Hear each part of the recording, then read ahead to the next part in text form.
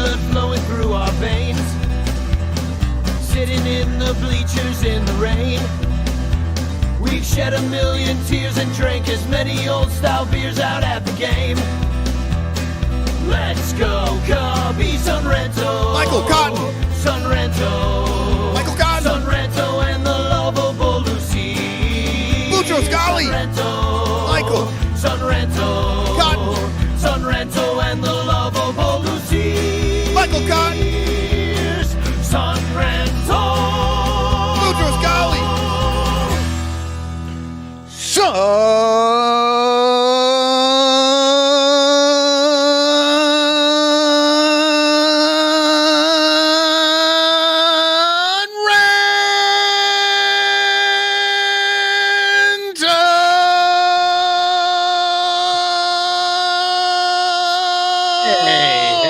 About that, not too shabby considering you weren't even prepared to do it because we thought Lyle was going to be here. But yeah, I had maybe he thought today was yesterday or tomorrow was today. I'm not sure.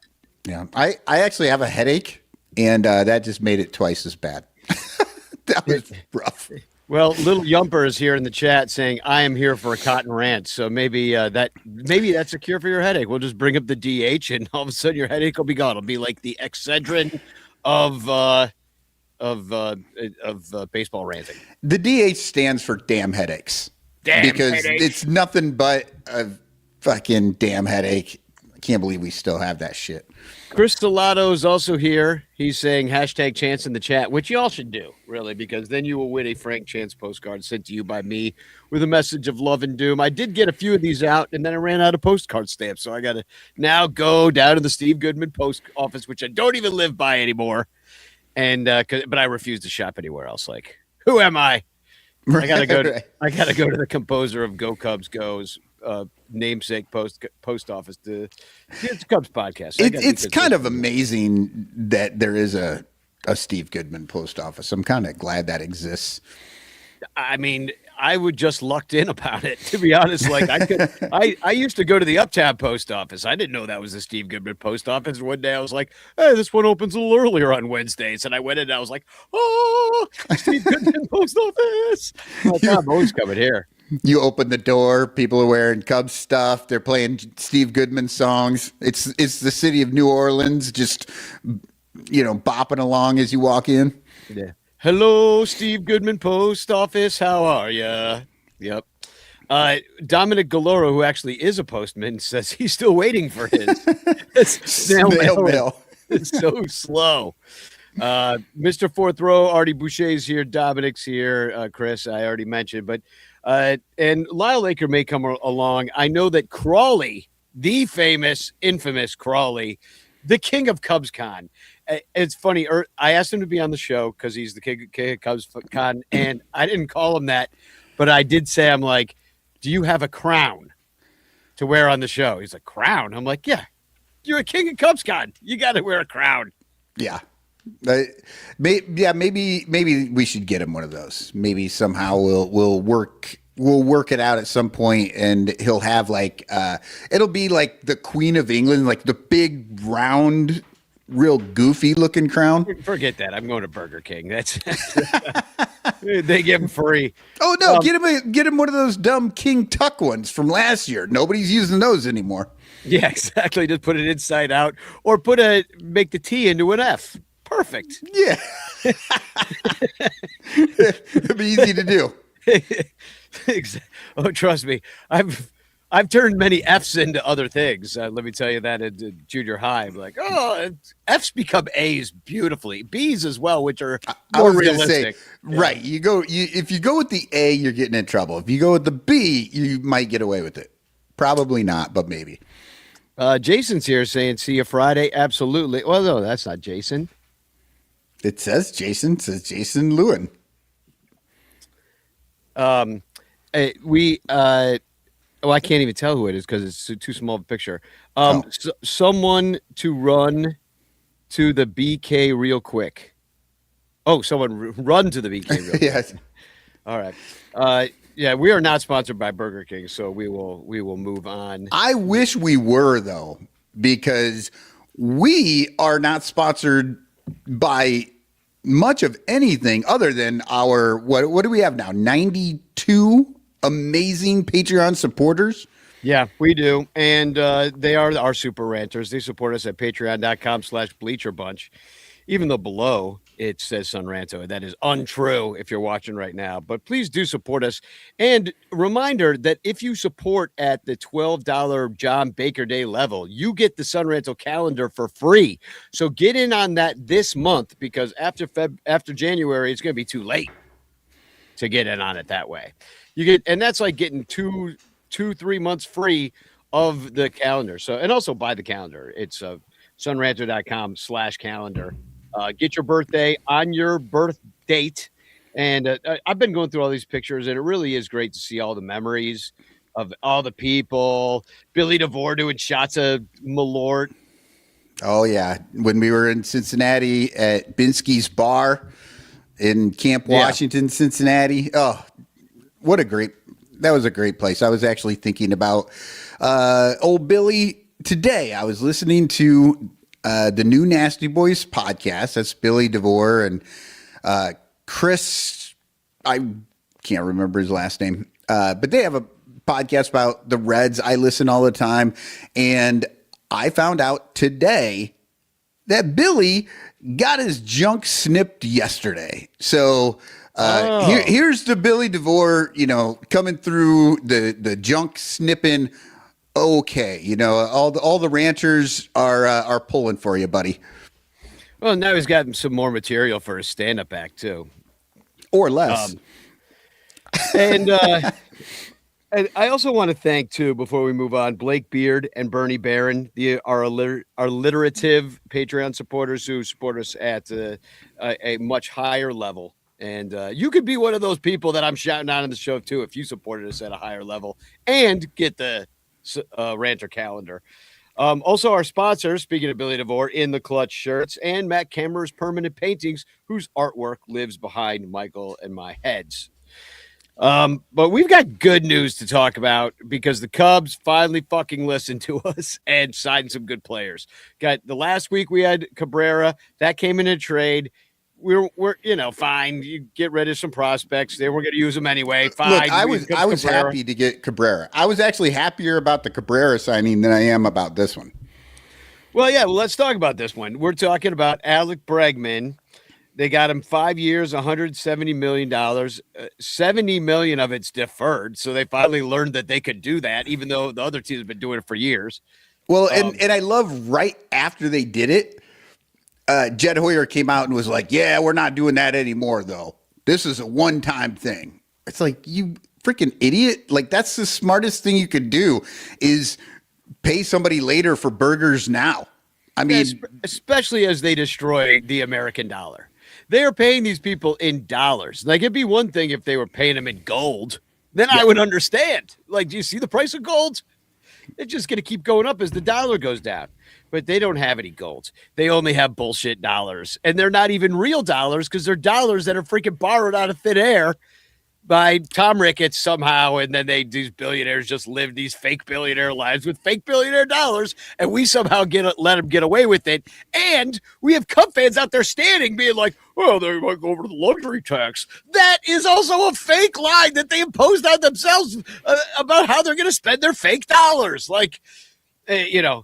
Well, and the thing is, I don't know if people realize this, but billionaires are living off of our dollars. We put money into the bank because we're poor, and that's what we think investing is just like hang on to the few dollars that we have. We put in the bank. 4% an ally. Yeah. The banks gather up all that money and they give out loans. Who do they give loans to? They give loans to people who own baseball teams that cost $2 billion.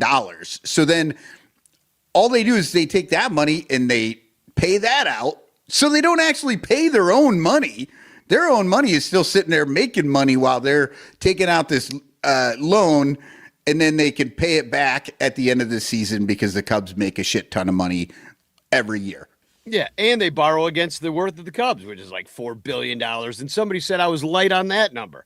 So anyway, they could afford Bregman And then everybody's like, oh, they're right at the tax. Now they're going to trade Nico. And you're like, no, who cares about the fucking tax, first of all? Second of all, why would Bregman come to a team that then they're like, okay, we're going to trade our leadoff hitter? Like, why would, even though he's not the leadoff hitter, I'm wishing this into right to reality because he should be. That is frustrating. And I talked about this over on Discord. It's another perk of the Patreon. You can go in there and talk about baseball and everything as it goes. And like we were talking about in the Discord today, there's no fake news. We don't talk bullshit over there. We only talk about things that are actually happening instead of all these fake ass trades and all this stuff. But what we were talking about in this Bregman thing is that that isn't the greatest signing because it does now allow them to move Nico if they want. Right? Well, and everybody's like, around. Oh, well, there's no more Shaw. No, they're keeping Shaw because Shaw makes no money. Cheap, yeah. And they're going to trade Nico because Nico doesn't want to sign with them next year. There was a little rumbling out there, and it might have also been just like Cub fans wishful thinking because of Shaw missing those games last year. Once when Kirk was shot, once, and then the second time at the mega fest funeral, whatever the fuck that was. But he missed those games right down the stretch. And I think it pissed a lot of old timers off, and it pissed people off that obviously don't agree with him hanging out with Russell Brand and right. Steve Bannon and shit. People who don't like fascists now just don't like Shaw. Matt Shaw. Yeah, exactly. Which but as a baseball player, he might be fine, whatever. And maybe second base would be he was fine at third. He's a good defender. We don't know what's going to become of his bat, but we do know what's going to become of its contract, and it's going to be fucking cheap for a long time until he hits arbitration, at which point it still might be cheap because he sucks. But right. It might be. And that was the other thing. I don't want to rain on anybody's parade. That's a lie. I do it all the time. It's one of my joys. Why we do the show is one of my joys in life. Yeah. Here's why you should be unhappy about this. But Bregman is going to bring a good bat to the lineup this year. Sure, that's great.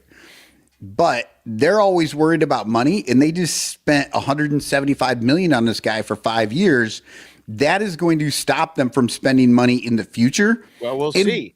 And we never needed Bregman. Bregman is not a baseball need. Matt Shaw was playing a Gold Glove caliber third base defense. And he had a rough first half, but his second half was great. He hit 11 home runs compared to 2 in the first half. Disappeared in the playoffs, but, a kid. So did everybody. A youth pastor, technically. Right. Yeah, a youth pastor. I like that. We should call him the youth pastor Shaw from now on. But yeah, so signing Bregman did not upgrade the Cubs long term, because now if they do what we think they're going to do is move Shaw over to second, whether it's this year or next year, because they get rid of Nico, they put Shaw at second. Well, then you just lose Nico, and that makes the team worse long term. And you have $175 million albatross hanging over your head because they also gave him a complete no trade clause. Yeah, we're gonna be yelling about this. It's true. And at least in 2 years we'll be yelling about it. Maybe even next year we'll be like, oh God, we're stuck with this guy like Hayward. Yeah, just rolling over, just hitting it in double plays, being slow.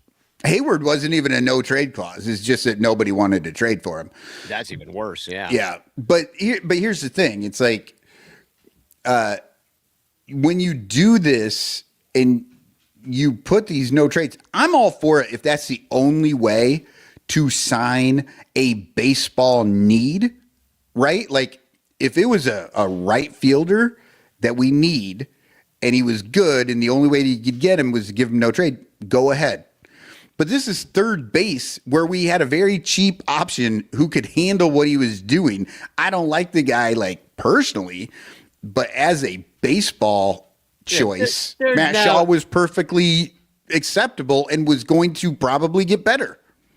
Yeah. And yeah, and as a person, like I think the ship has sailed for liking these guys as people. Like you might get Kind lucky of. and like some of them, but like we know too much about their bullshit now, like in a way that we didn't used to. And so I'm just not even gonna assume that I'm gonna like them. I'm gonna assume that I don't like them, and if I end up liking them, I'll be pleasantly surprised, and then I won't be disappointed. That's actually probably the best way to go about it is, yeah. They're just my little trained monkeys that go out and entertain me and play baseball, wear the right clothing, and that's all they mean to me. And if some of them end up being cool, then great. Yeah, it's so funny. It wasn't too long ago where people had to, like, who were doing things like what we're doing right now would have to say, I'm not saying anything about him as a personal person, right? He's fine. He's a great guy. I just don't like what he's doing on the baseball field. Now we have to be like, I don't even want to talk about him personally because there's no way to salvage that. Let's just try to focus on the fact that Matt Shaw can play third base well. Exactly. Let's just focus on that for a moment if we can. But it'll be interesting to see what they do. I just wanted to say do. But what I do like about the Bregman signing is that it does bring veteran know-how to the team. So you've got and it's interesting that Ian Happ, Dansby Swanson, and also Alex Bregman are from the same draft class, and they were all drafted within the first 10 guys. Also in that draft class, so might as well just get it done, Kyle Tucker. Yeah. Go do that. Do Well, that and have the 2015 draft class just out on your field. Yeah, I really don't think Jed even likes Kyle Tucker. I don't think that's even a thought in his head. He just doesn't like him. And again, I don't think that's a great baseball move. But whatever. I think there's more to that story that maybe they don't like each other. I think more it's that they think he just gets hurt all the time, and that maybe he's just damaged goods, and you're going to end up in a situation where you're on the downward trajectory of his career, but only because of injuries. Like a 32-year-old Alex Bregman? Well, I don't know. Like, all these people, his skill set ages well. I mean, I don't know. He's played third base. They say he's real good. What are they talking about? His skill set ages well. You know whose skill set ages well? Nico Horner. And if you had offered Nico Horner 5 years, no trade at 100, 110, you probably get him. And then you have Matt Shaw there for that time. You've got Nico Horner. You still have Dansby Swanson, who, by the way, that's not going to be the greatest contract in the world either, unless you just really love defense. So you've got some all the and Bush is still under control. Like, you've got your whole infield. If you decide to go with Nico Horner instead of Alex Bregman, but they don't like Nico enough to give him the money that would keep him here. Yeah, maybe. I mean, I can see them just going with him because it would be a good signing. If he was on another team and you'd be like, oh, you can get this guy for $100 million, play second base, got a good high batting average. But at the same time, like, I looked at the Giants because I heard that, we're rumored to do a deal with the Giants. So I'm looking at that, and who would I want on their team? Well, there's really like nobody. A lot of their prospects are far away, like their top 5 prospects. Some are in single A, and I'm like, well, maybe if you get a bunch of prospects, you don't need the guy. You trade Nico, and then you're good. Like in 2 years, you got this stud. But like one of their main prospects was like 5'6" and 145 pounds. I was like, all right, like what am I looking at? But then they have. I'm like, well, what can we use now? He's me in the 9th grade, is what you're saying. Exactly. We don't want that guy. So there's a lefty though named Carson Wisenhunt. And so I look him up on Twitter, just like, hey, are they talking about him in the trade?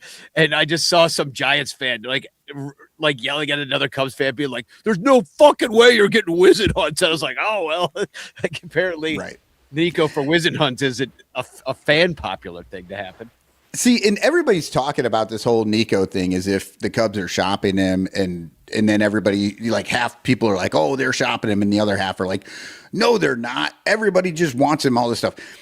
The truth is, yeah, the Cubs aren't specifically shopping him, but that is, they are listening, and they're not going to give him up until the trade deadline when maybe they can get something for him. Because think about it. While we love short, somebody's going to lose their Nico shortstop. Horner, yeah, we love Nico Horner, but we love him more than any other team does, right?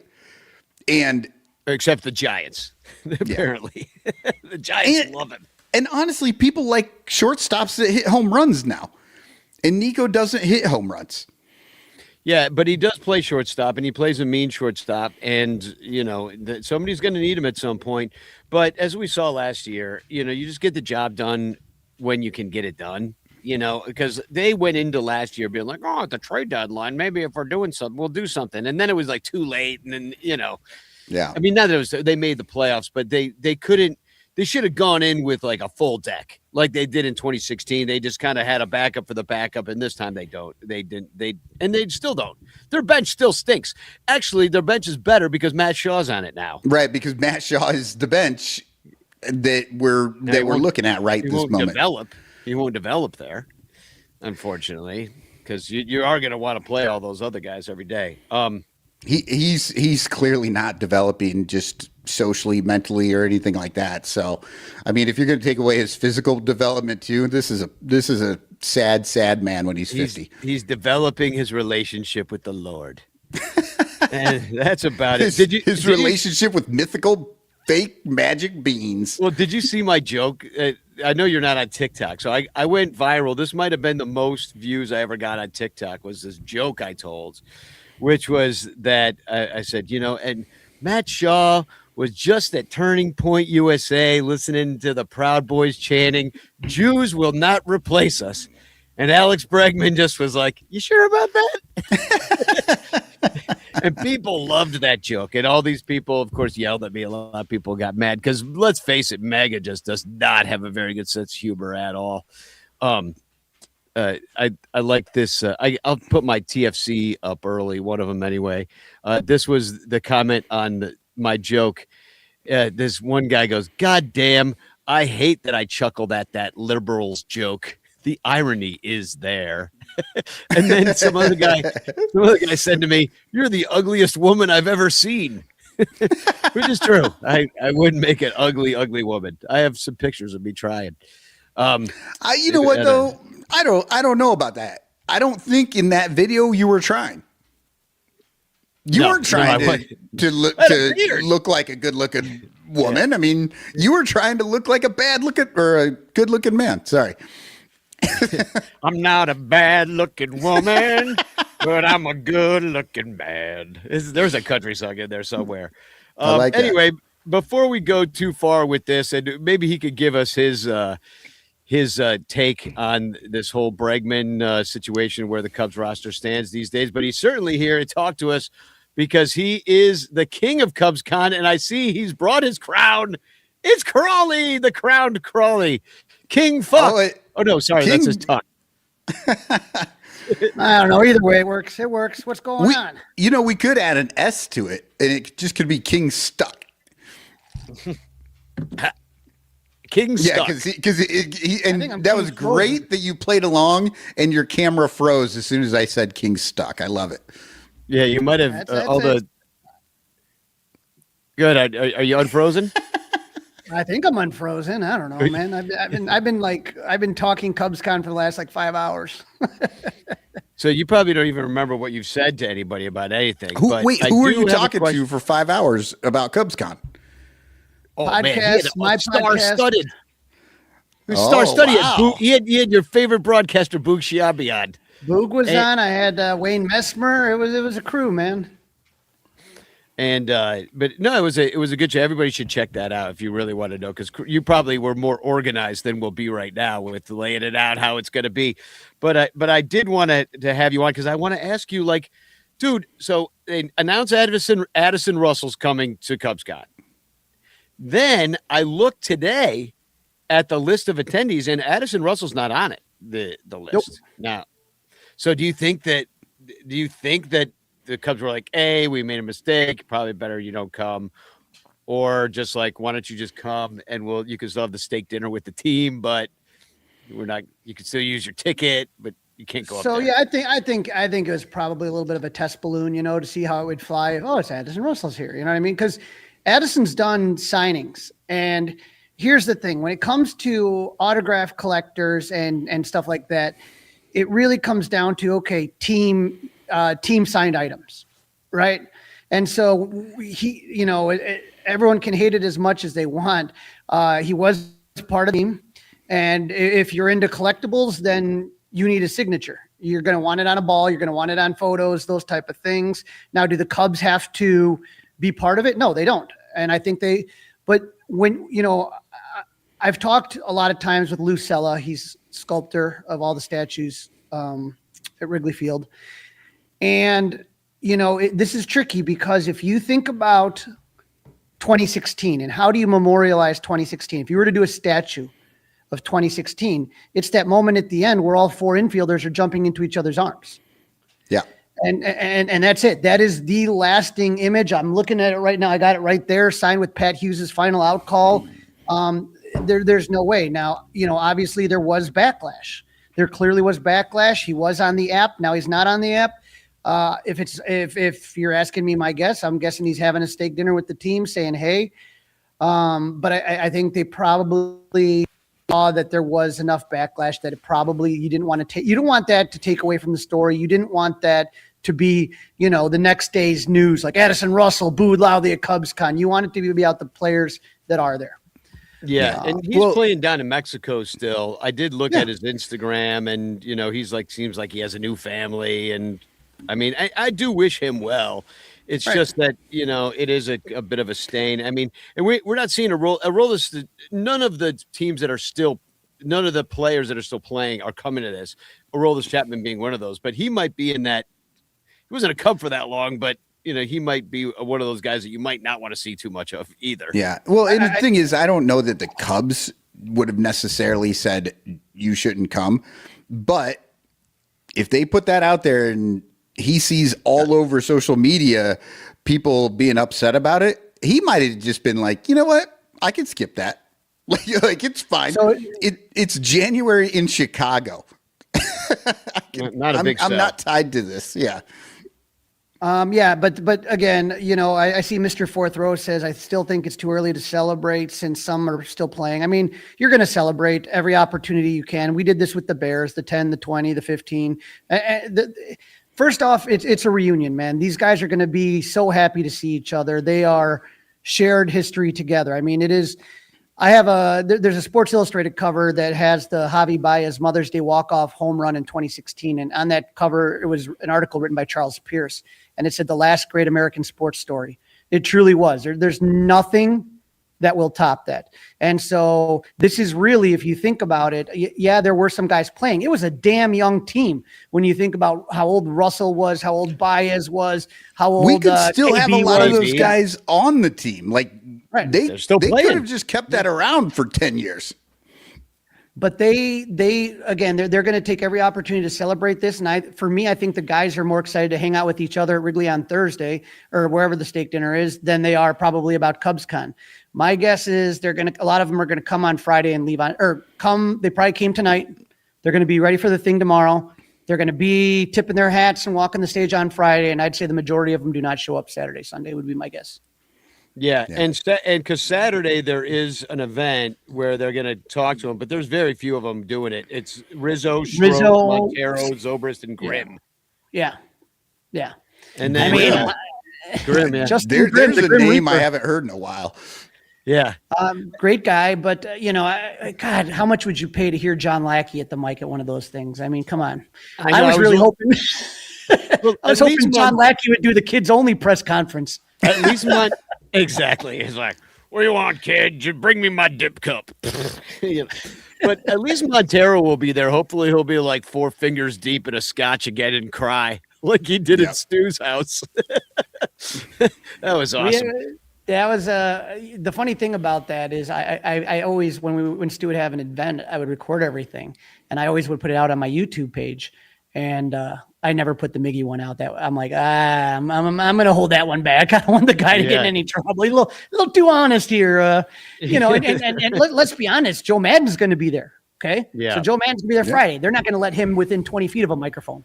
And so as you kind of take a look at this here, though, I don't think, a lot of these 2016 guys aren't really signing or doing anything like that. So, they're going to, like I said, I think they're going to be there on Friday. They're going to cheer, hip, hip, hooray. And then most of them are going to bolt, I'd say. And then it's all the regular shit. Harry karaoke, that'll be fun. It's like an hour and a half of karaokeing down in the main lobby. That's always a good time. And then did you see that? I thought you might have had a conniption, but the last I looked at the schedule, they had forgot to put opening ceremonies on the schedule. Did you see that? I was like, yeah, I think it's kind of assumed. And so I don't know. I don't know why it wasn't on there, but it's like no. 2:15 comes Authentic's auction and then 7:15 off the Bout. No, I was like, did they cancel opening ceremonies so Crawley doesn't run over children anymore? First off, I don't run over children. Second off, no. They're all behind me. No one's ahead of me. Come on now. He doesn't run them over. He bangs them off to the side. Exactly. Other people run him over when he drops them to the ground. Throws them bones. No. All I do is run straight ahead and get my seat. It is what it is. But it is. Yeah. Opening ceremony will always be a good time. And how could you not love CubsCon? How could you not be excited to see the 2016 team? How could you not? I mean, remembering Rhino. So here's the thing I did notice, right? Like usually the big thing is at the end. What's everyone want to see? Obviously, it's going to be the 2016 team, right? But if you take a look on the schedule, the way that it works, it's not. It's earlier. It's at like 1 p.m. And so my guess is the Rhino thing is going to be fun because the guy, not fun, but like it's going to be a remembrance, right? It's going to be like an Irish wake. You're going to have Jody, you're going to have Sut, you're going to have some of the Dawson, Dunstan, those guys, but it's also going to be hard. And so I think like more the main thing is they didn't want to do the Rhino thing. I mean, anytime if you'd have put it earlier, it would have put a damper on everything else after. Mm-hmm. So I think that would have ruined the day if they had done that early. I totally agree. So, you do the Rhino thing, you get it all out. You get your cry on. I mean, there's gonna be grown men crying, myself included, and then you kind of just grab a couple beers, kind of talk to some people, and then get ready for bingo, and then that'll get everybody fired up again. So, I think this is your year. I think this is the year that you win the flag that is flown over historic Wrigley Field.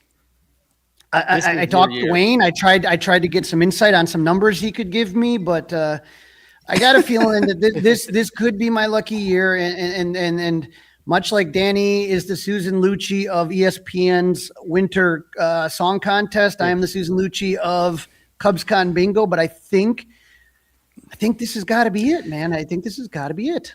Crawley, would you say that ESPN could do a story about you as 30 for 30? It's a 30 for 30 because you might now be the greatest story in sports. Now that the Cubs are 10 years gone, greatest American story. Yeah. It's just Crawley wanting that bingo. The worst thing ever is I brought my neighbors one time. My neighbors had never been, and I'm like, look, I can show you a little bit because like people sometimes will be leaning hard on me, like, hey, can I follow you everywhere? And it's like, no, you slow me I down. kind of want to do my own shit, man. Right. That's why my roommates, Bo from 1 Million Cubs and Dave Arnold are awesome because we literally like see each other Saturday at 2 a.m. for a roomy drink, and then that's it. We like all just do our own thing, and everybody's cool about it. But yeah, now you got two beds and 3 guys. How you gonna work that out? Who's sleeping? Who's the big spoon? Who's the little spoon? Who gets to sleep alone? That's what do you draw straws? Like, I mean, this is the real CubsCon story. Well, there's 3 nights, right? Everybody gets the bed one night. We go Thursday, Friday, Saturday, so 3 nights. But Yeah. it is, look, here's the thing. I've been going to CubsCon for over 26 years. You know, I don't mind bunking up with another guy. I mean, Danny looks like an ugly woman or a beautiful. I don't remember what I was hearing, but it's not a big deal. It's not like we're doing anything. Most of the time you go to the bed, you literally pass out, you sleep for 3 or 4 hours and you roll out. I mean, No, I'm not talking about but, sleep. Dude, I was in a rock band for years. You Yeah, how I many know, it's the you how many same times thing. I've Yeah, slept same with thing. like my bandmates a million times. I'm just wondering how you get to the one bed. Like that's my concern, because I'd be here's like, the thing is that we like Dave Arnold always takes the floor and he gets like a little portable bunk thing and that's it, and he's done it every year. And I'm like, Dave, like you can crash with me, dude. I ain't gonna poke you. I don't think. Don't worry about it. But you don't trust you. You don't trust me, but I think we're all good. It's a fun time, and you know, I was talking about this earlier. It just really is unique because yeah, we all do our podcasts and stuff like that, but it's just not the same when you're not walking to Wrigley, you're going to a game, you're living and dying every day. And you know, like, I mean, I saw Danny, last time I saw you was for the Lost Boys get together, you know what I mean? The award. Yeah, but in general, like, you know, like when it's summertime, we see each other all the time. Here we just kind of do it over Zoom. It's almost like COVID again, you know? So it's like for me to be able to hang out with everybody and you know, drink beer and talk baseball. I was talking about Harry Carey was really, I feel if it wasn't for Harry Carey, CubsCon may not have lasted. It was a unique idea that John McDonough came up with in 1985. But without Harry sparked it up. There was no better spokesperson for an event that is basically just talking baseball and drinking beer all weekend. Who better than Harry Carey to lead that? And so now that we're there, I mean, like, how is it? I know people just don't get it. And it's kind of like being a Disney adult or something. I don't know, like different strokes for different folks. I just say that, look, man, I have friends that sometimes from Iowa, they're from all over. The only time I see them is at CubsCon. And it's like a reunion. It's like a high school reunion. You literally are just hanging. Hey, what's up? Hey, how's everything? How are the kids? It's weird. I've seen people, you know, people's kids from like 5-year-old. They're now freaking drinking beers with me. I mean, it is really unique. We have a good group of friends of ours that, you know, through Club 400 that we hang out a lot. I mean, I'm running around a lot more, but they'll sit in one spot and they literally play like Uno half the damn time. I'm like, well, you're paying a lot of money to play Uno, but whatever, man. It's just hanging out, having a good time. It's just people laughing and enjoying the company of each other. And, you know, I saw some of the tweets and stuff you were putting up earlier, but it's like everybody's fighting so damn much all the time. It's just nice. It's like Cheers, just to get away for a weekend and just sit there and not pay attention to what's going on outside of the Sheraton. Literally just be talking, you know, how many wins is Edward Cabrera going to get? You know, Alex Bregman, you know, how many times is he going to hit Bleacher Jeff with a baseball? I mean, if you look at his, you know, the way his hit chart, it looks like there's all sorts of. I actually have his hit chart here. I saw that chart, Bleacher, the spray chart that Bleacher Nation had tweeted out, and he was like, this looks good here. And speaking of people like, you know, being angry all the time, all these people after Brett put this out they shit all over it. They're like, you didn't factor in the weather. And Brett's like, okay, fine, but like, can we just be happy for 5 seconds? Because this is a good hit chart, right? I mean, it's showing that Bleacher Jeff is going to get some baseballs. That's right. What maybe my tie guy will elbow a few kids. There's a lot of fun things that are going to happen in this. And not to mention the fact that he was playing, I don't know how many of those doubles were off that green monster last year. But that's what I'm thinking is those doubles were off the green monster. But I'm looking at some of the home runs and I'm thinking, you know, the ball hawk corner might get something. Oh yeah, get a good wind blowing out in July, and I don't like those ground outs to short. Can we get rid of those? Those suck. They're going to happen, but what he gives you is he gives you really good at bats. You know, it's what we're looking for is a guy that grinds at bats out. He makes you work. He takes his walks, and he's going to have a little bit of pop. And what did we have? 5 or 6 players last year with 20 home runs. Mm-hmm. You know, you're just going to add be part of that. Yeah, and he could be part of that. He had 18 last year. Maybe he gets that up, and some of those doubles become homers at Wrigley. But he's hit over 20 every year since 2022. The last 3 years. And last year he had a quad. last year he had a quad injury. He was out for a while, and and a lot of people think he got rushed. He rushed back. You know what these guys do? They rush back and they're not ready, and causes more problems. Now, what was going on in that monster year when he was 25 years old? He got hit 41 dongs, and that was that 2019 year when the ball was juiced, and you had like dudes that hit like no home runs hitting 20. There was a year. juiced ball, and there was a loud garbage can, I believe. Well, Bregman was part of that. I know. That's what I'm saying. Like that was years before that. You juiced the ball, and you just bang on some cans. You hit some homers. He did apologize. He got a very public apology saying he was sorry to the fans and the people of Houston and team and baseball. I mean, but this is the type of thing we're going to be talking about all weekend. And you get to see Danny sing some Harry karaoke. And if Miguel you're one of those people, Esparza? Miguel Esparza will be there. And if you're one of those people that are always threatening to kick my ass on Twitter, and Bleacher Jeff gets his ass threatened all the time, we will be right there in the lobby ready to get our ass kicked by you. And I guarantee you will not do shit again because you're a fucking keyboard warrior bullshit piece of shit.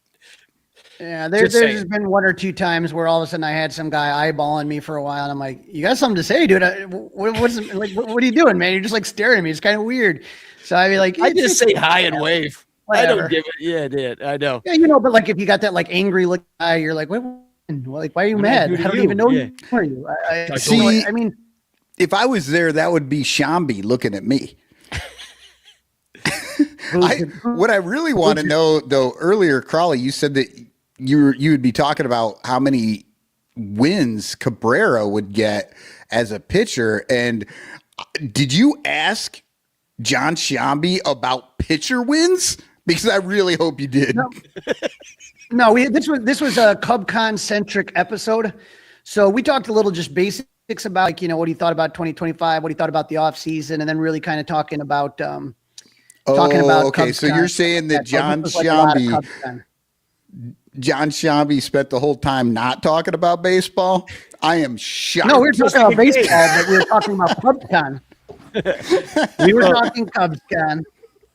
Do you know what I'm looking forward to is I guess Lizzie McNeil's. There was that one year that we got screwed out of it, and because there was a private party there. But going down to Lizzie's, downstairs. That's what it's called, right? Yeah, Lizzie McNeil's. Yeah, yeah. So that's always my favorite part on Friday night. While Dempster's doing the on the mound, I like seeing your all your blogger guys, your Evan Altmans and your Bleacher Nation dudes, and I don't know.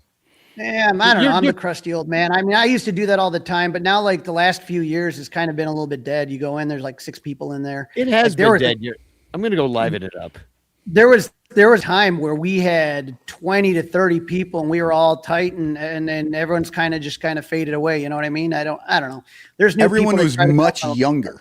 Yeah, I think that's the main thing. Is like people were in their 30s. I was always one of the oldest guys too. You and me. Yeah, still am. Aisle 424, Tim. He's no longer on Twitter. He's on Blue Sky. Aisle 424 was the oldest of us, but Oh yeah, that guy. Yeah. We had. God, there were some hilarious CubsCon stories. The Lizzie McNeil stories. I think we peaked the year that I almost got in a fight with PJ Maynard, the Cubs trainer, and like. Almost got everyone thrown out of the Lowe's hotel. I think that was like kind of like that was peak. That was the last good one. Yeah, that was the biggest shit show as you'll ever see. But we were all at Lizzie's and we were all drinking pretty heavily, and somebody got a message, a text, or something that there was a Cubs player over at the Lowe's hotel. And so, it was one of those, okay, just don't come with a lot of people. Come with like 2 or 3. That's it. Don't come with a lot of people. And it all of a sudden became a game of telephone, and about like 20 of us are ready to go roll over to the Lowe's hotel. So we're walking across the street. It's a massive snowstorm. You can't see a foot in front of your face. Brett Taylor bites it. He literally trips over one of those. He trips over one of those like guards for like a tree, like the 2 foot things. He literally just falls right over, and his wedding ring's lost, and everybody's looking at him. I was just going to say that was the wedding ring incident too. Yep. And then we end up going to Lizzie's, we all go in there, and the second they see us, they're just like, oh, no, no. So the big trainer guy comes up, and he's like, you guys can't be here. I'm like, what the fuck are you talking about? It's a fucking public hotel, asshole. And he's like, I just said you can't be here. And I'm like, and I said it's a public hotel. I'm going to go over there and buy myself a beer. What are you going to do about that? And then I just sat down and I drank a beer. And then like everybody was kind of over here, like in this corner, just like what are we going to do? What do we do? Yeah. And then I'm just like sitting there just drinking my beer. And then sure enough, they're like, guys, we don't want any problems. And so pretty much everybody left. Now, the last two people that stuck around were Ryan Davis and Evan Altman. And so they kind of just look at each other like, all right, well, let's sit next to Crawley. So they sat next to me and they ordered a beer. And then sure enough, the player that everyone was excited to see was Mike Montgomery. So, Mike Montgomery comes and he saddles up in the bar. He's like, sorry, guys, they didn't want all you guys in here. And I'm like, I don't care, dude. Whatever, man. Do you want a beer or no? And so I bought him a beer. We were shooting the shit about what it was like pitching in Game 7 and everything like that. And then all of a sudden, Evan and Ryan got all into the spin rate and stuff like that about Monty's curveball. And that's where I kind of get like bored. So that was the year that Rickett. It's like 12:30 at night. They're talking spin rate. And yeah, it's like, oh, I'm asleep on the bar. That's when Ricketts came, right? And then so Ricketts was in the corner over there, and I see him, and the same thing, like the guys, he's giving me a dirty look. He's giving me the stink eye, and he was mad because I was the one that first posted that they weren't doing the Ricketts Family Forum, and I go up to him either this year. Right, and I go up to him. I say, Tom, what's going on? He said, why'd you have to say that I wasn't having a family forum? I'm like, because you weren't having a family forum. Yeah, it's literally a fact. Yeah, I'm like, what do you want me to? I'm like, Tom, you can't be like, taking in all the adulation when they're happy for you and then not taking the heat when they're not happy. You sit there and you do it. That's just what it is. You're a billionaire. Who gives a shit what anyone says about you? You know what I mean? Exactly. Like, no offense, guys. If I had $1 billion, I'd be like, yeah, he has fuck you money. Like, right. So, whatever. So he sat there and then all of a sudden Ryan came up and he ripped Ryan a new one. And I think ended his writing career. Yeah. Ryan's like, I can't take the smoke. Oh man, it was great times though. It was great times. Yeah, and there's always like you end up just like in the middle of the hotel lobby, like getting drunk with Jay Johnstone randomly. Well, he's gone now, but no, there were many if you're times getting drunk with Jay Johnstone, you are also dead. Actually, right? Randy Huntley, or you've committed a massive crime. Yeah. Now, back in the Hilton days, there were really no cell phones. And so you would sit at Kitty O'Shea's and every player would be there just saddled up to the bar and you would be drinking with them. And it was so much fun. Mm-hmm. Now it's very rare. You'll catch a couple guys out at the bar, but yeah, they go off. And nobody knew all the 80s guys. Yeah, they all go out. Yeah, I want to hang out with Steve Trout a little bit. And I want to get a story about what it was like to be on the 84 Cubs and to be at January 6th. I'm curious, and maybe get your pillow mitt finally. I'm very curious. I canceled my order. I'm very curious to see if why he's not there, because he always comes. He's one of those guys that's always there. There's a couple frequent guys that are not there. John Lieber is not coming. He's always there hanging with the people. Trout's not there. A couple others that are kind of surprising, but. In all, it's a good crowd. Everyone's here for the 16 team. That's the main thing. And there's going to be a lot of other good guys there too, though. Yeah, I like what John Pickus said about Mike Montgomery. He said, poor Monty is never included in that group. He couldn't get anyone to hug. It's true. In that statue, like there's just Mike Montgomery be like, guys are like, sorry, we traded you. Like, right. He's 4 feet away from the rest of the people in the statue. I mean, again, it's going to be one of those trivia questions. Who was the pitcher on the mound when the Cubs won Game 7? And no one would have ever predicted it would have been Mike Montgomery. Or Carl Edwards Jr., which it might have been. Poor guy got 2 outs, yeah. Right, yeah. And not only that, the funny thing about that is the amount of money difference in the memorabilia world, because what you want when you're getting Monty is you want to get the final out inscription. So every time he does that, that's anywhere from $30 to $50 he gets for that. So that's what he was thinking about, I'm sure, when he came into the game. He's like, oh, man, my inscription rate just went up huge. So here I go. Speaking of inscriptions, this is yet another opportunity for Crawley to get the fabled Albert Almora inscription.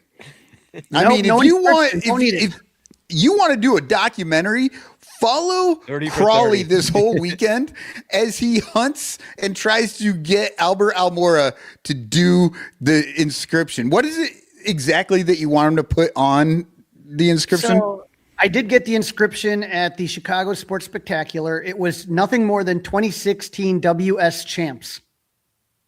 Oh, That's okay. Yeah. Well, But you did finally get it. I did get it, but I thought you were still working for it. I have a 16 by 20 and it's team signed by everybody except 5 players.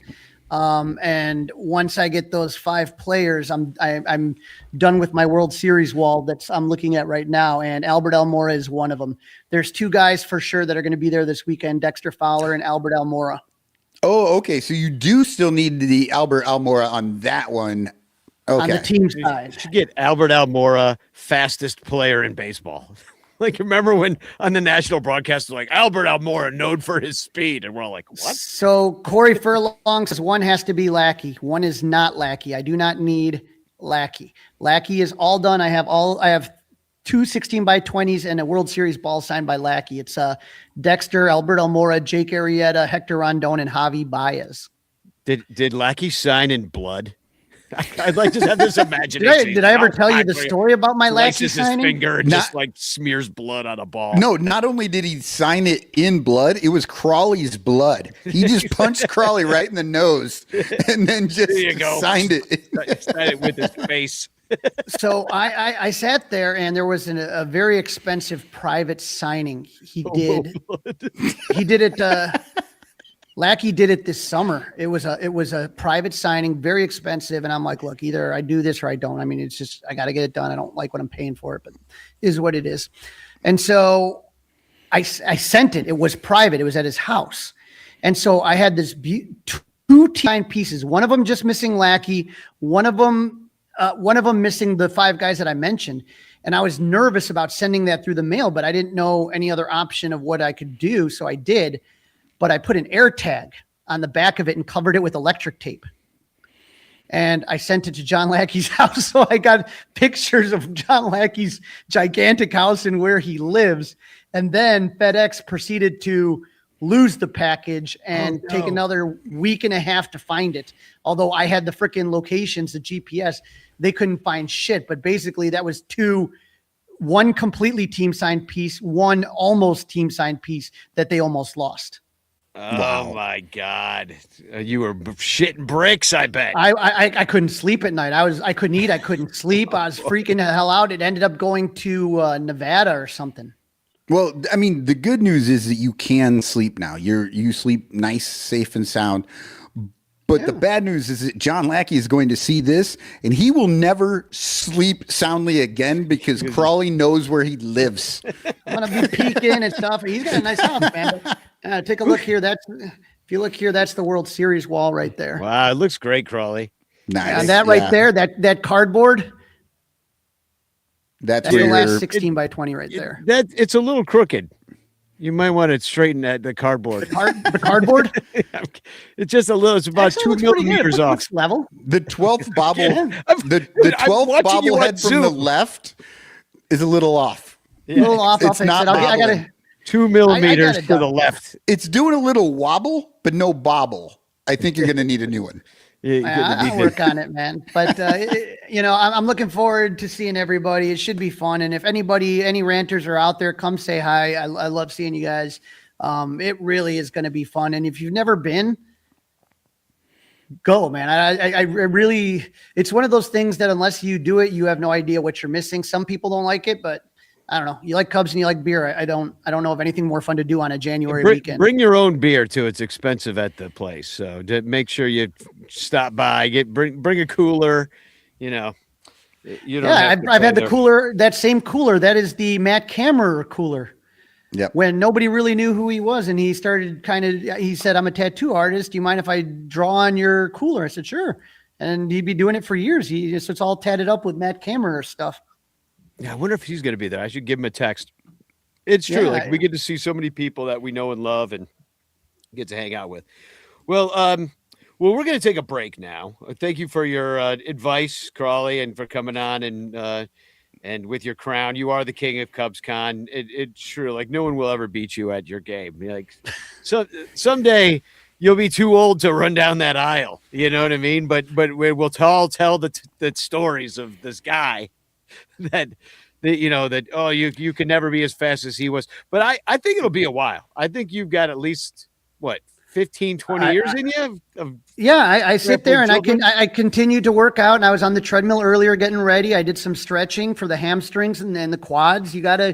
Because that's the thing is it's really fast. It's like 100-yard dash. Boom. Yeah. It's done. It's the sprint. It's a when sprint. people want to hang out with Crawley the whole weekend, that's his response. Like, when did you start training? Yeah. And if they're talking to him in late December and they haven't started training, Crawley's like, you will not keep up. So, I literally get, starting on Thursday through Saturday, about 7 hours sleep total is what I'll be doing. So if you're prepared for that, that's fine. I remember a couple of years ago, we were sitting there and our friends Kelly and Allie can you send that picture of Pedro Strop that we took at like 3 a.m? I'm like, you saw Pedro Strop at 3 a.m? Like that's the kind of shit that happened. You look down there, it's like The Hangover. You take, oh shit, yeah, we took a picture with Pedro Strop. I don't know, he's coming in at 3 a.m. We were wandering around the hotel lobby. Yeah, he's one of my favorite ones that it'll be there too. Great guy. Yeah, love to see Stropey. Hats to the left, everybody, all weekend. No, I mean the thing about when Crawley gets too old to make that run, he'll be able to like get a wheelchair and then just get like premium wheelchair sitting. Just first in line in the wheelchair. Yep. Get the rascal suitor all souped up. Get someone to really give me some nitro. His rascal will look like the bullpen carts that look like a baseball helmet. Well, by then they'll have hover rascals. Get a hat like maybe I'll get the hat like the crazy hat lady when I get older. Like the bleacher preacher and stuff like that. Get the fishing hat with a bunch of tchotchkes. When old ladies do their hair all purple, it's like, yeah, of course. Like, who the fuck cares now? Like, just wear the crazy hat. Be wild. Doesn't matter. You're old. Well, cool. Well, I'll see you on Friday. It's going to be a freaking awesome time. And all right, hasta viernes. Take care, guys. We'll see you. Spagog. Yeah, take it easy, Crawley. Okay, you got yourself a. Let's go to break, but don't you have a Sun Ranto silhouette? And you have a clue this week, like yes, for the so at-home players. Yeah, Danny actually had a really good idea. The people who are watching this, why you're watching this, I have no clue, but you're watching it. You get to see these pictures and make your guesses, but the people who listen don't ever get to guess. So here is the clue of today's silhouette. In 2016, Jorge Soler replaced Kyle Schwarber.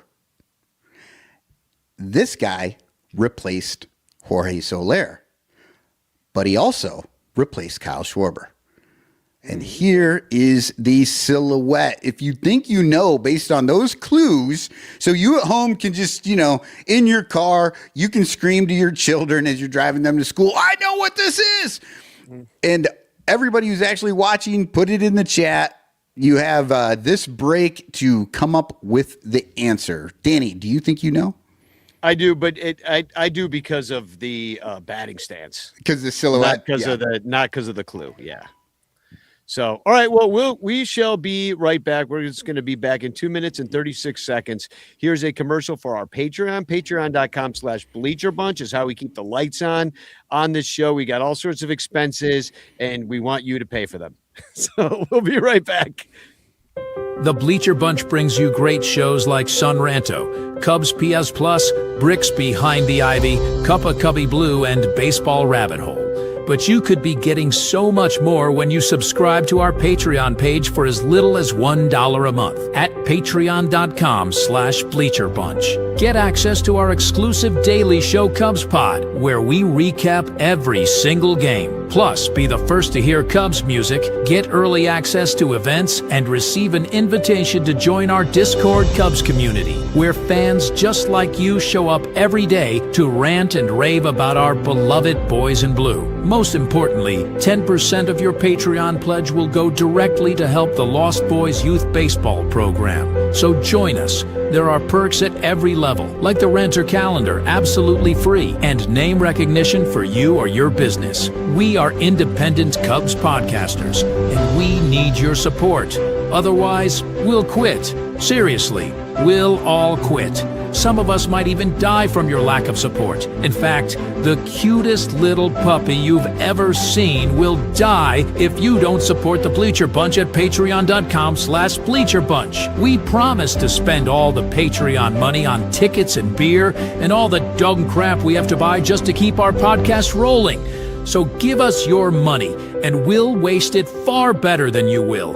Patreon.com/bleacherbunch. Free trials are available, but don't do a free trial. Just join, okay? Okay. Patreon.com/bleacherbunch. In the clutch, in the clutch. Buy t-shirts from In the Clutch. Take it from the Bleacher Bunch. You'll love the shirts from In the Clutch. In the Clutch shirts are comfortable, stylish, and guaranteed to get you laid. Plus, they're proud sponsors of the Bleacher Bunch. Use promo code BleacherBunch for 10% off your purchase. Nice to feel and soft to touch. That's why you will get laid so much. Wearing a shirt from In the Clutch. And you can thank the Bleacher Bunch. In the Clutch, in the Clutch. Buy t-shirts from In the Clutch. Remember the code Bleacher Bunch. Save 10% at In the Clutch. In the Clutch. In the Clutch. In the Clutch shirts actually not really guaranteed to get you laid. Who is that cubby? Any All right. guesses? We are back. Dominic Loro says KB, I guess maybe because this guy looks like he has a broken back. Zobrist, because he's just a completely nondescript white guy. That's what I always thought of Zobrist. Never knew who he was. Hayward, yeah, no, this is not Hayward. Mr. Fourth Row. Artie Boucher hit it right off the top with a question mark, though, like he didn't really know. It is Albert Almora. So tell me the story about how the replacing of Schwarber was replaced by Soler and then was replaced by Almora. Okay, so that clue is, as we all know, Kyle Schwarber, third game of the season, blew out every ligament that was known to be in his knee. Then Soler became the starting left fielder from that point on. But then in June, Soler went down with an injury, and Albert Almora stepped in and became the starting left fielder until Soler could come back. But I also said this guy replaced Schwarber. Game 7, 10th inning, Kyle Schwarber gets a hit, goes to first. Replaced, yeah. Albert Almora replaces him at first base. The greatest tag up in the history of all of baseball. The fastest man who's ever worn a Cubs uniform. Albert Almora tagged up from first, went to second, scored on the Zobrist hit to take the lead. Oh, that was good memories. I want those back. I mean, it is 10 years. I'm glad that they're not just shove that shit down our throat with a mediocre team. At least like it looks like a pretty competitive team. Obviously, they've got to stay healthy. I am a little bit concerned that they are older, even though they're not old. They are a veteran team, and things go wrong on the body after age 30, more so than before age 30. You heal slower. I mean, the guys that we do have some young guys. I mean, we have PCA, and then you've got Bush. You would have had Shaw at third, but he's not going to be there. Nico is only like 28, 29. And then Amaya behind the plate, if he stays healthy. Ballesteros. It's a fairly young team when you look at some of those guys, but it's a good mix.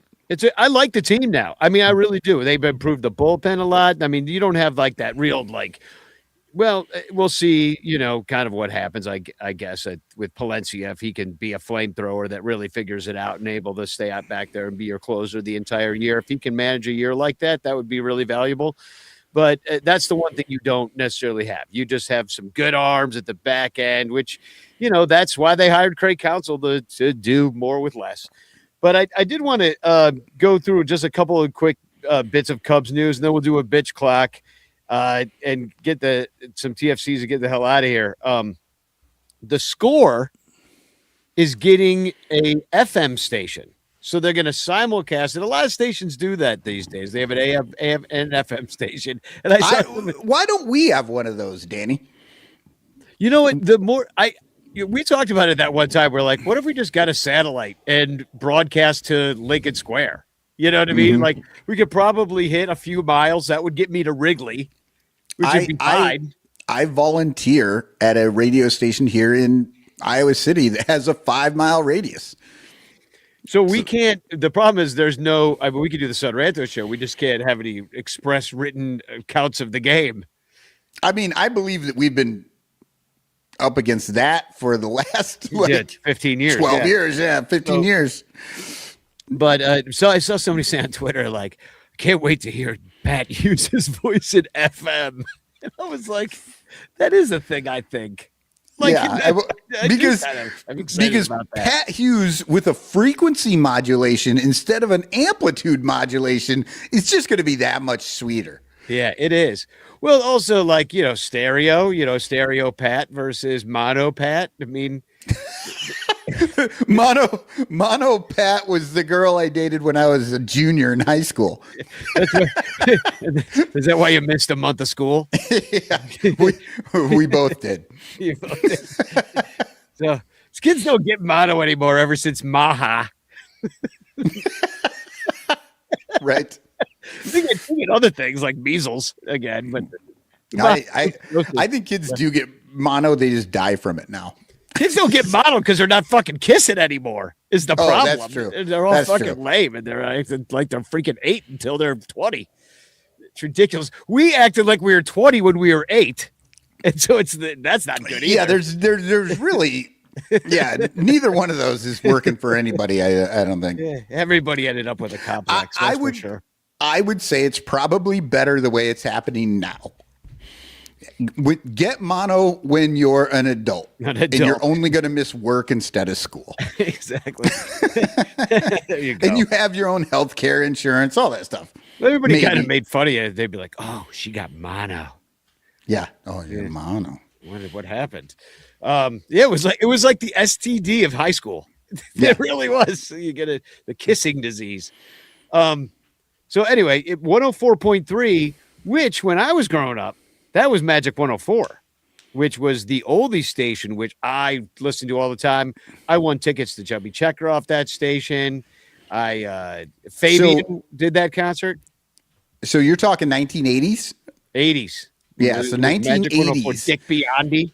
The oldies station was playing songs from like the 1950s. 50s, yeah. Yeah, so the oldies station now would be playing songs from the 90s. Well, 80s mostly. I mean, I work with the oldies 30 years. I'm just thinking like 30 years, right? That's 1995 is or 96 now. Ago. Yeah. 30 years ago. Yeah. So like the oldies station right now would be playing the music that we were listening to in high school. Yeah, exactly. God, we're old. I know. We're not, you know what? We just talked about how the Cubs are kind of old. We are old. Yeah, no. We could have fathered some of those Cubs. Listen, yeah, I'm talking about them getting injured on the field. Like, I'm going to get injured because I sat in this seat too long. You know what I mean? I go to bed at night and I wake up injured. I know. I'm like, well, my shoulder just doesn't want to wake up with me. I saw Cody Del Mendo is I don't know if he's doing like a sober October or giving up drinking or whatever. Something like he was posting on Twitter. It's like my 6th day not drinking, my 7th day not drinking, and then he's like, it was so nice to wake up and not have a hangover after the Bears game, after the Bears won, and he's posting that on Monday morning. I go, wait till you're my age, you'll get hungover from eating pizza. Like, and it's true. You'd be like, oh, well, I had a pizza last night, so my stomach was rumbling and all night long, and I had to get up and took like 3 craps in the middle of the night. And then, Yep. I carbo loaded yesterday. yeah, exactly. Now my gout's acting up. Like, I was talking with Bleacher Bum Band's bassist, Jared. I saw he was on here, the guy serious, and he was talking about the gout, the flare up, and I was like, oh, no, Dad. Like, what kind of band are we? We're a punk rock band with gout, This is going to be like some horrible, like, Gen X drug addict in the future. It's like, you had your days, Right. You used to party in the 90s, with the lights off. and now you can barely walk. Yeah. Oh, my knee. Anyway, spring training, speaking of getting gout, is coming up. Right. Speaking of feeling terrible for an entire month, Yeah. go to spring training. I mean, I used to get it. Pitchers and catchers is fun. And then it just reminds me, because it happens in middle February or early February, even February 11th, a Wednesday. And it just reminds me how long spring training truly is. It's over a month long. It's so long, it lasts into the season now. Because they always start the season a week before the end of spring training in Japan for no stupid reason. Like, I hate it. But but that's how long spring training is, that at least 2 teams have regular season games under their belt. This year, I'm really more excited about the World Baseball Classic. And if we want to see our favorite player, Pete Crow Armstrong, he'll be playing in those games. And so I don't really see too much of a reason. I'm busy all March, so I'm not going, unfortunately, this year. I would like to go out to the desert and see some ball games and go to Sloan Park and see everybody, but it's just not the year for it. I'm busy. I could go maybe sneak away for a weekend at the end. But at that point, you know what I mean? Like, why not just wait till, like, I live by the ballpark. Like, Yeah. I can walk there in 45 minutes. Like, Yeah, it's a young man's game. Yeah.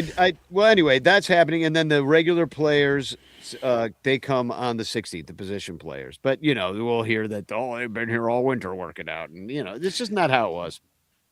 Yeah, I mean, it is so different now. I mean, I think I've already seen videos of people in Arizona, like, taking batting practice and stuff. They get there as soon as they get through the holidays. You know, it's like, they get through the holidays and they're like, I got to get away from my family.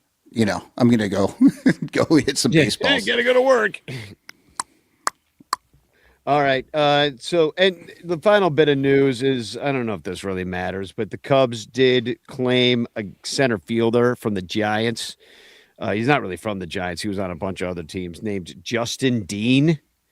Oh, I saw a photo of him. The ball had gotten hit to the outfield wall and it got wedged under the padding, but like not in any way. Like, you can see the ball sitting there, and the picture is just him with his hands up in the air because it's like barely wedged, and he's like, I'm not touching that thing. It's a double. Yeah, that's a double sucker. So yeah, anyway, we got that guy. I don't know if we'll keep him. He's fast. He can steal some bases. He's, I guess he's a PCA's backup. Maybe they feel like because PCA is going to play in the WBC that they need somebody to play center in spring training. They're like, oh, well, our guy is somewhere else. We still have Kevin Alcantara, right? Like, he can play spring training center field. Well, and that's what was kind of going through my head when you were mentioning, like, Soler took over for Schwarber and then Almora took over for Soler. And I'm like, well, how would that go on the current roster if, like, a couple days into the season, Ian Happ freaking went down? Who would play left at that point? And it would be Kevin Alcantara, I guess, or you put Suzuki over there and Alcantara, however you want to do it, but those would be your quarter outfielders at that point. But who's the backup for that? Yeah, I don't know. I mean, we don't truly have a backup for PCA at all. I mean, you could put Alcantara out there, but Justin Dean, we just got Justin Dean. Yeah, it's our guy. Hope you like him. The one thing that he's already got under control is the ground rules. So when the ball goes into the Ivy, he'll know. Just put his hands up. It's a double. Like exactly.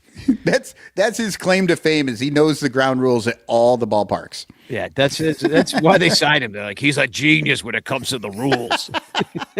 He knows exactly when not to get the ball.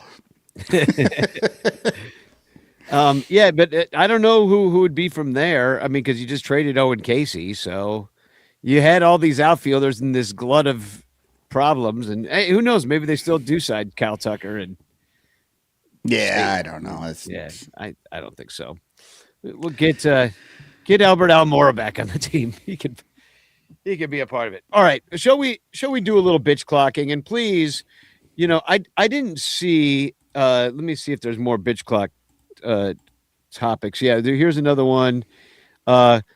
Cub fans who want to trade the guy fucking Charlie Kirk's widow. Nothing wrong with the deep bench. I think that's what Corey Furlong said. That'll make its way to the bitch clock. I'm putting extra ones. So we still have ones from last time. Ricketts money going to ice is a new one. Oh, I got to share the screen so you can see. Sorry. Share screen. Maybe I'll see it this week. Last week was weird. That? I couldn't see. I can see it this week. Last week, I don't know what was going on. So here's what we got so far. Ricketts money going to ice. That's a new one. I kept this one. Bloggers knob gobbling the luxury tax. I kept that on there because I'm so sick of that shit of everybody like playing little bankers. Like, are you baseball fans or banker fans? All right. No Tucker. I still think that's annoying. Why not get Tucker? You just sign him. He's a good player. And he'd make your team awesome. Well, we could be like the Dodgers next year if you got Tucker. We were talking about this right before we started the show that Ranger Suarez just got signed. And why couldn't the Cubs have gotten Cabrera and Suarez? I don't know. Exactly. I would have gone there. Yeah. Nico Horner trade talks are on here. And here's another one from Corey Furlong. This is a last minuter that he just put in. Said it was 1 year of Tucker worth losing Cam Smith. That's a good bitch clock. I'll just put losing Cam Smith as the Cam Smith for Tucker. And then Nico Horner trade talk. Why Wrigley isn't standing the Bears. Still, I was down there the other day. No Bears paraphernalia anywhere. Cubs fans who want to trade the guy fucking Charlie Kirk's widow. Nothing wrong with the deep bench. So, I'll just leave that one as is, and let's see if Facebook has given us any more. And meanwhile, you can put them in the chat right now, and I'll see if there's any, because I posted on Facebook if anybody had any more bitch clock. There's a bunch on here. We have Tom Cooper saying not be able to get autographs or do meet and greets this weekend. Tom is not about that. We trade that sounds like it might be a little bit of a personal problem that he can't go do that. No, I just don't think they're doing it this time. Oh, yeah, they're not doing any meet and greets. It's all there's something happening on Thursday at Wrigley, and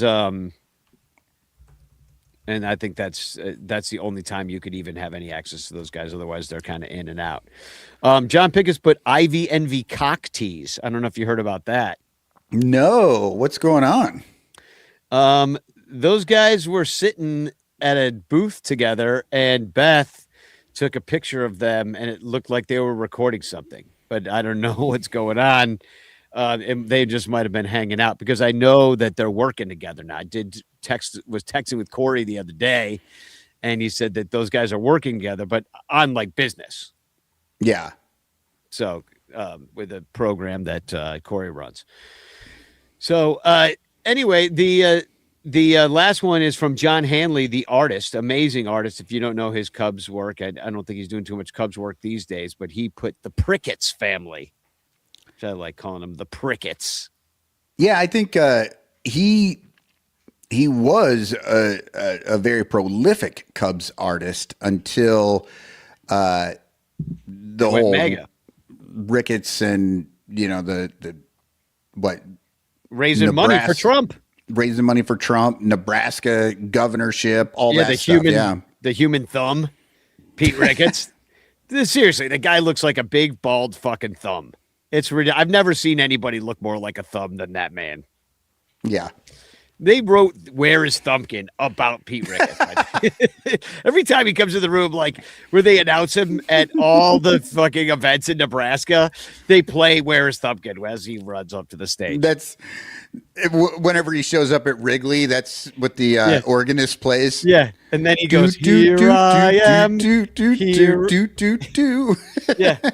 then he gets his. And the first thing he says in his speech is, "Here I am, here I am." We should have a bit that where we're like, "Hi, I'm Pete Ricketts." I'll draw a little face on my thumb. Oh, man. So, all right. Well, let's give it a spin. And then I got to get the bitch clock thing going, too. Here we go. Do you want to go first, or should we see what it lands on first? Oh, I don't care. Just a lot of these sound really hard to me. All right. Yeah. This is a weird time to have because the team looks good. Ooh, Ivy Envy cock tease. Oh, I can take that, or you can take it. It doesn't matter. I'll take that one. Okay. I think I've got something to say about that one. But I need to get the bitch clock timer going. I need a producer. Maybe I should hire those guys, the Ivy Envy guys. Bitch clock, you have 30 seconds to you know it's like that. bitch. All right, here's my biggest problem with Ivy Envy feigning a comeback is because currently the Son Ranto Show is the longest running Cubs podcast. And if those clowns think they can just come out of retirement after like 2-3 years off and just be like, "Oh yeah, we're still going. Here's our little Cubs podcast," you have another thing coming, sir. The longest running Cubs podcast is now the one with the most shows and the one that regularly does shows, not your stinking Cubs podcast. Your bitching. Nobody has Ivy Envy. Everybody forgot about you. Your stupid show's over. Leave it dead. And I miss you very much. I was gonna say, like, love Daddy. I don't know if I would have been able to bitch much about it, but you're right. They can't come back and claim to be the longest running because they took a long time off. But we are here because of Ivy Envy. I'm sitting here talking to you because of that podcast. It's the thing that got me into podcasting, and I was away from all of it in Colorado. They kept me a part of it, like just being able to listen to them all the time. I love that show, and it does bum me that they don't do this anymore.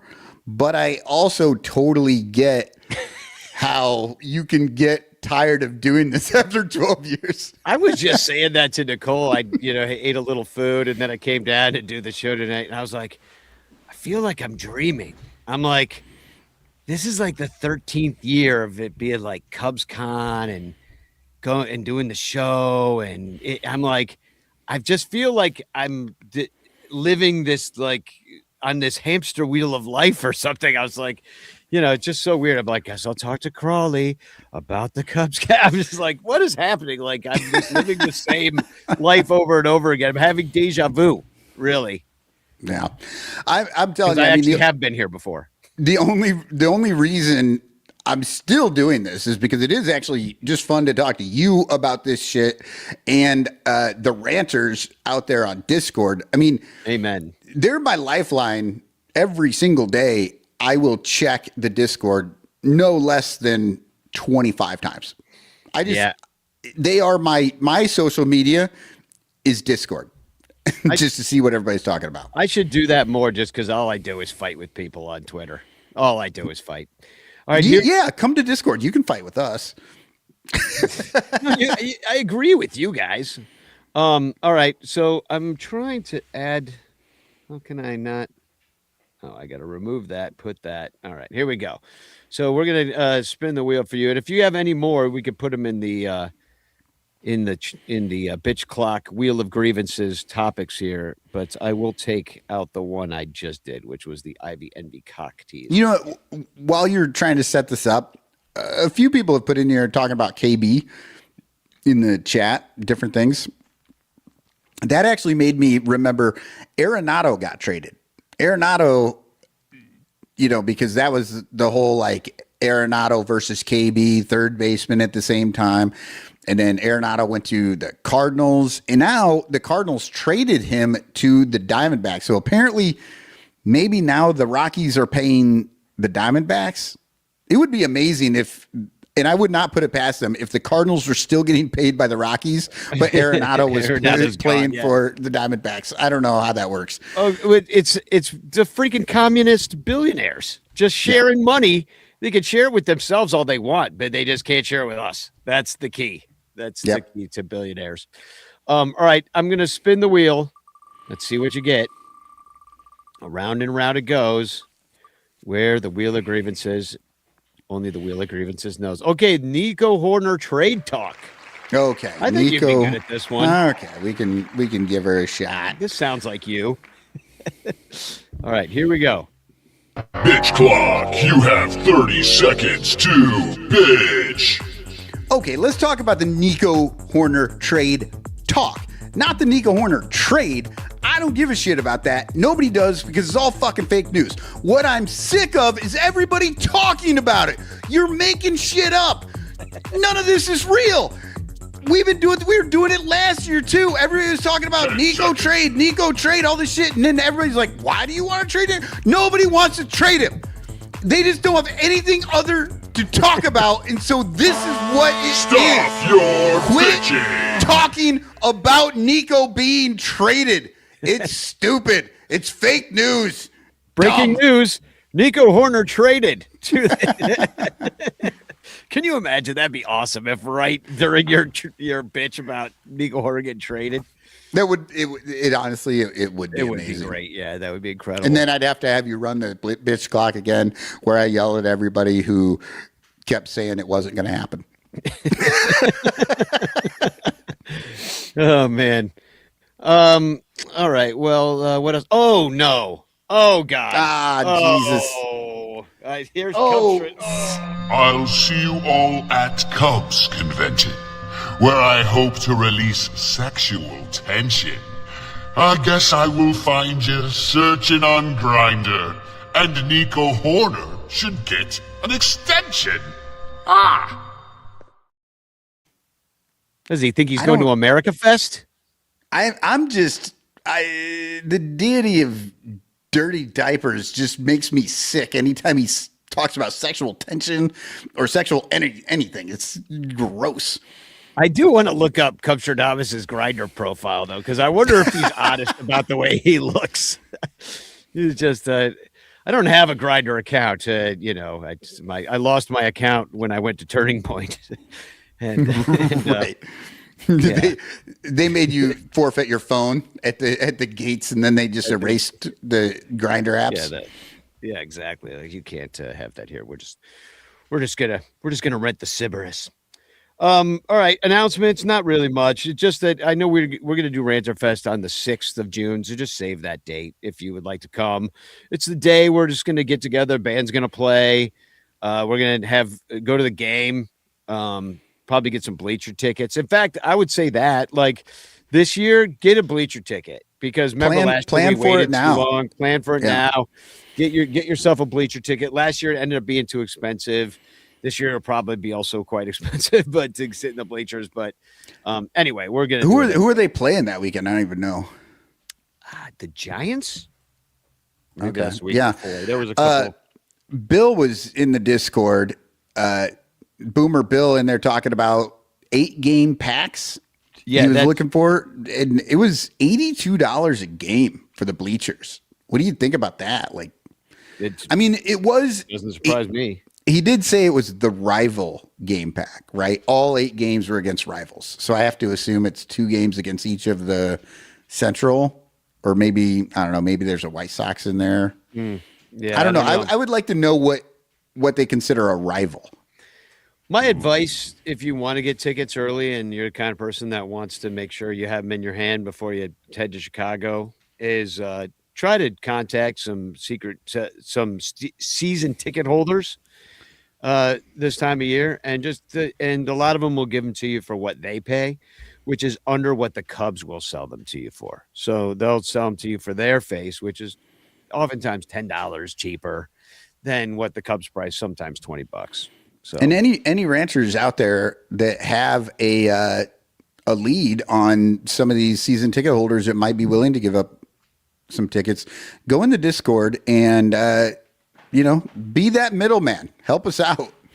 yeah, and that's the best thing. I love like hooking people up with tickets. A lot of times people have tickets, they can't use them, especially season ticket holders. And even if I can't go, I love like, hey, you want to go? You want to go? Hey, this person meet that person, because they just hate the empty seat. It's just like somebody can use it. It bothers me to not. Also, the other date, and it's far in the future, but it'll be here before you know it. September 19th, we're going to do the Cincinnati trip at Binsky's again. And that time we probably will get actual group tickets, some nosebleeds, and have fun. And as I mentioned earlier, Billy can no longer impregnate you. So you don't have to worry about that. Yeah, that's one less thing to worry about when you go to Cincinnati. Yep. Pregnancy. Yeah, he will fill you full of chili, but not babies. Although I feel like most of the dudes that listen to our show have gone through menopause at this point, so I wouldn't be too worried about it. All right. Hashtag chance in the chat is your last chance to get in the chance. And you got some TFCs in there? Oh shit, I forgot about the TFC. Yeah, I do have one. Okay, I've got two. So I will go, then you go. So, as I said, I've been catching a lot of heat online, and a lot of it, if I can make a political joke about Matt Shaw, I'm going to do that, every single time, because there's too much fucking fascism going on right now for me to not pay attention to that shit, And it's too easy. The guy is a member of an organization that has the initials TP. Exactly. So I'm going to wipe my butt with him. So I made another joke that said, if the Cubs trade Nico, it would shift Shaw even further to the right. And Chicago Goose said, really going for the political lowbrow humor here. We get it. Because I bother all these kind of assholes. And then Miles Dubsbrinsky says, Danny's a loser. Extremely unfunny. Wish he made an account of strictly baseball and another one of politics. And I was like, who the fuck is this guy? Like on my thing. And I was like, Miles Dobrinsky follows you.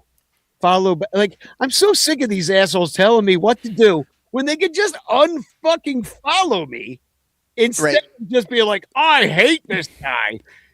I wish he's really smart at baseball, but he's such politics. I was actually going to bring that up. I'm like, there are a few things going on in this little exchange.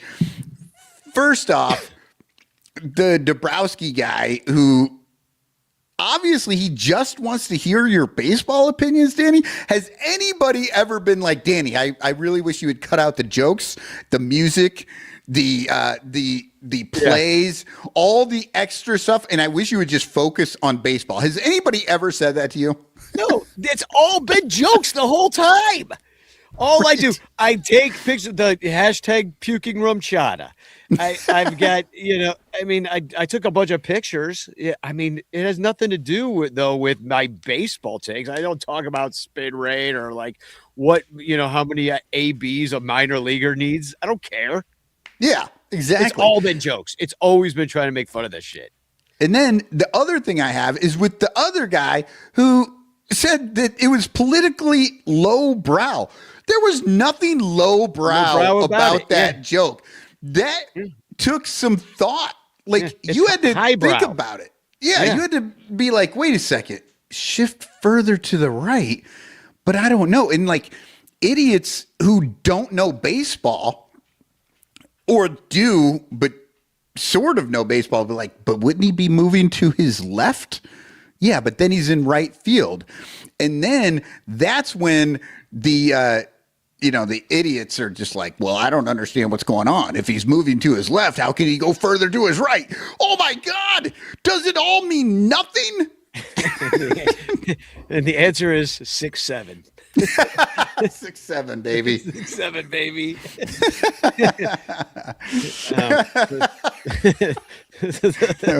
That was good. It's I the like new that. 6'9". I'm gonna embrace it. I'm done with 6'9" now. We've been telling that. Talking about telling jokes, like that's another joke I've been telling forever. And I'm not the only one, obviously, but I would say that I moved that joke along. The ranters all did. Yeah, together. it was just all the time. Nice. Now we can do 6'7", 9'6". Which is highbrow, by the way. It's a thinking man sex joke.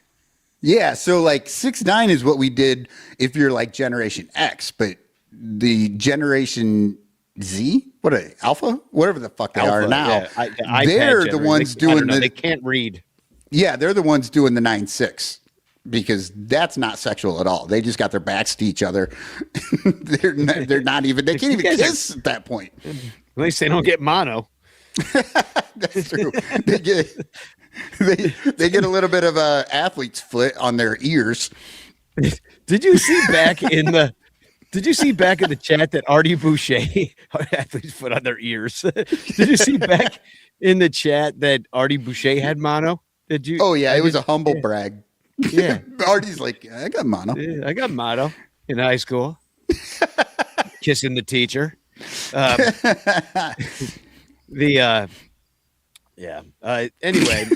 now that Okay. You have a TFC too. I have a couple of TFCs. First one has to do with Cubs Con. People were talking about in the Reddit, they were like talking about meeting up. This is what we've been talking about the whole thing, meeting up with people and meeting up with internet friends. And this dude had a great TFG for a TFC. Dr. Scampy says, I won't be hard to find. I'll be the guy in the David Bout jersey. Which, and that is honest. If anybody sees this guy, because he will be the only one in a David Bout jersey, number 13, Dr. Scampy. Go and say hi, get your picture taken with him. I actually beg to differ. I think you might see a few Bodie jerseys around CubsCon. I might do that. I might now search for as many. I might search for this guy, first of all, and ask if it's him. Because if it's not him, that means that people are gonna be mistaken all weekend. You know what? Let's make that the CubsCon scavenger hunt. Let's bring the scavenger hunt back. Find the guy with the David Bout shirt and get a picture taken. David Bout jersey, get a picture taken with him. Let him know that he's internet famous. You know what? I'm actually going to do this in general and just see, we should do a contest for the worst jersey. Ooh, and I won't, yeah. I won't necessarily tell them what they're up for. Worst You know jersey. what I mean? I'm just Right. might snap it like creeper style. Worst jersey or like most obscure, right? Like somebody out there has to have like a Brolio jersey. Ernie Brolio. They didn't even put names on the back. I kind of want one of the what a Brolio jersey. Oh my God! Get matching jerseys with Nicole. One says Brolio and one is now I'm fucking Brock. Yeah. I started getting into the Brolio. I'm like, no, it's Brock. Yeah, Okay. Brock number 4, Brolio. Brock for Brolio.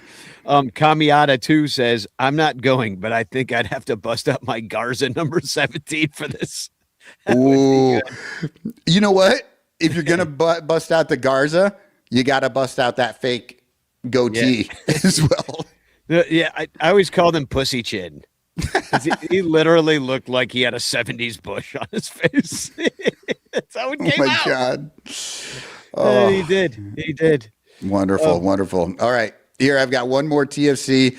This one I found on Reddit, and this just pissed me off when I saw it. This dude put a Jed Hoyer apology card up on Reddit. It says, to Jed Hoyer from Reddit subreddit Chicago Cubs, date 1/10/26. And basically saying that we all need to apologize to Jed for getting Cabrera, getting Bregman over the last week. And there's all this like, the media convinced me you were the problem. I miss Theo Epstein. You just mark one of these things. I'm just jealous of the Dodgers. I don't know ball. I don't know ball. Exactly. Like all this shit.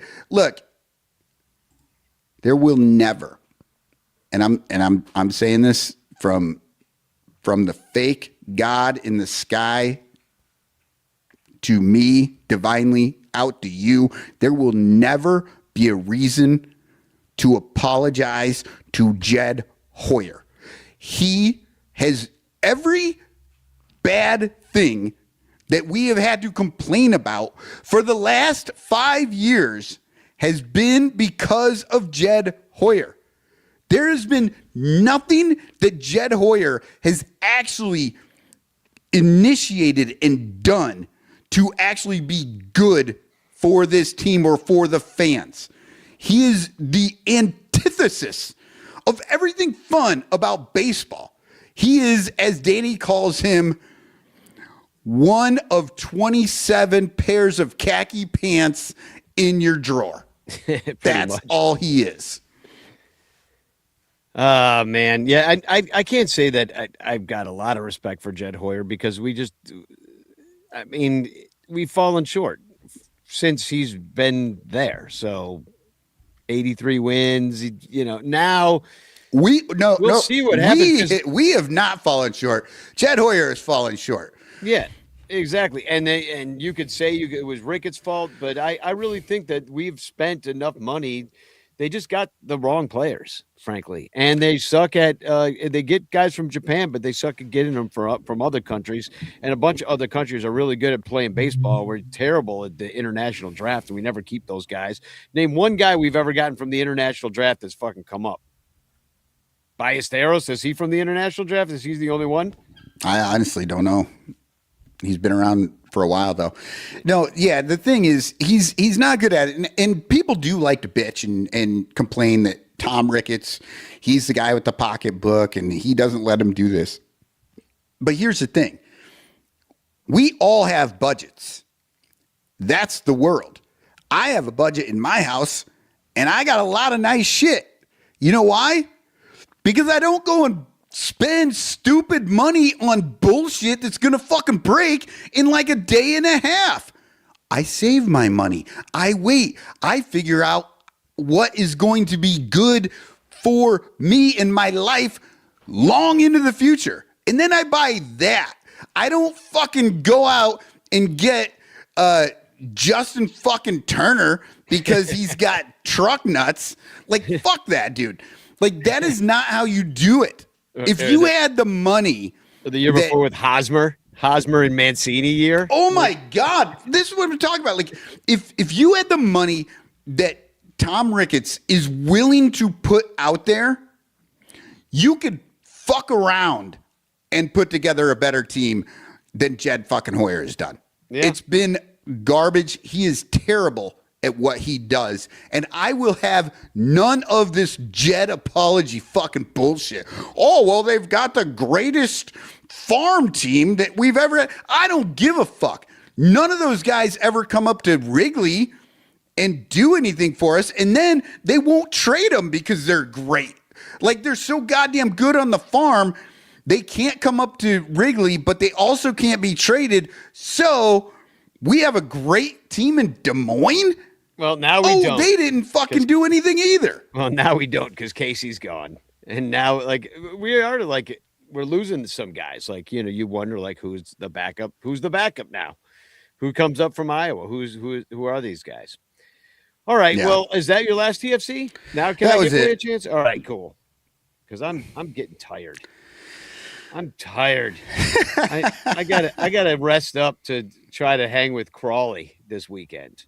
It'll never happen. Never happen. I got opening night at Trapdoor Theater tomorrow. So we got a show opening. I'm not involved with this one, but I am helping out with the food. So I'll be down there, green corridors. That's why we're going on Wednesday night instead of Thursday, by the way.